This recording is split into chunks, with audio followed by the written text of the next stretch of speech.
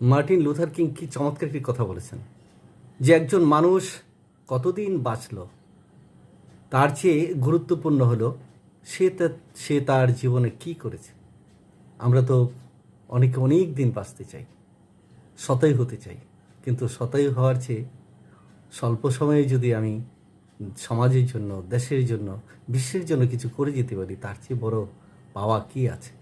কিন্তু আমরা সবসময় নিজের স্বার্থের দিকে তাকাই, নিজের পরিবারের স্বার্থের দিকে তাকাই, সমাজের দিকে তাকাই না, রাষ্ট্রের দিকে তাকাই না, এবং নিজেকে কিভাবে বিকশিত করা যায়, কিভাবে বড় করা যায় সেগুলি নিয়ে আমরা ভাবি না। আমরা সবসময় ভাবি যে কিভাবে ক্ষমতা নেওয়া যায়, কিভাবে টাকা পয়সা ধন দৌলত অর্জন করা যায়, কিভাবে মিথ্যা ছলনা, প্রতারণা, প্রবঞ্চনা করে নিজের স্বার্থটাকে আদায় করা যায়, দেশ গড়া যাক, জাতি গড়া যাক, সমাজ গড়া যাক, এগুলো নিয়ে কারো কোনো ভাবনা নেই।